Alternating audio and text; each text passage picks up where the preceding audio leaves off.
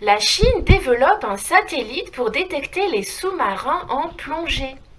Lors de l'examen du budget de la mission Défense par les députés de la Commission des Finances, ce 26 octobre 2018, un amendement défendu par Daniel Obono, France Insoumise, proposait de couper les crédits alloués à la composante aéroportée de la dissuasion nucléaire, cette dernière ne devant alors reposer que sur les 4 sous-marins nucléaires, lanceurs d'engins SNLE de la Marine nationale.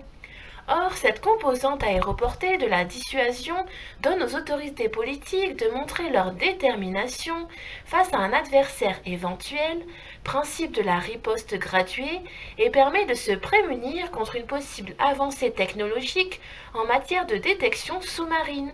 D'où le rejet de l'amendement de Madame Obono par ses pairs de la Commission des Finances.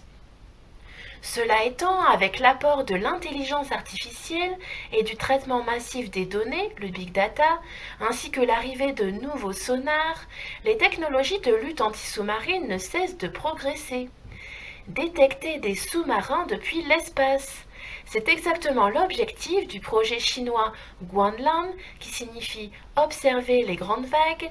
La révélation de ce projet le mois dernier est passée relativement inaperçue. Sauf pour Emmanuel Chivin, le directeur de l'Agence de l'innovation de défense, qui en a fait une analyse sur son blog.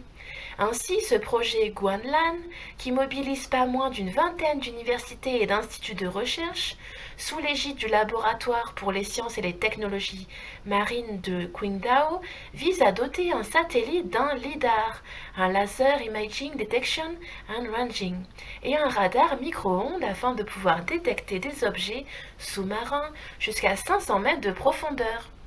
Système composé d'un émetteur laser, d'un récepteur optique, d'un photodétecteur qui transforme la lumière en signal électrique et de moyens électroniques de traitement du signal, le LIDAR utilise de la lumière, du spectre visible, infrarouge ou ultraviolet, pour détecter des objets, d'où son usage pour la détection de sites archéologiques enfouis sous la végétation, la reconstruction 3D d'environnement ou la télémétrie.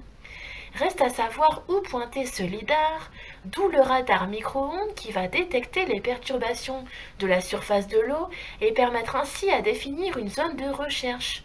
Cependant, cette approche a quelques limites, comme par exemple les conditions météorologiques, les nuages. Donc on nous avoue à demi-mot qu'il y a des radars électromagnétiques qui peuvent détecter absolument tous les reliefs sur Terre et dans l'eau.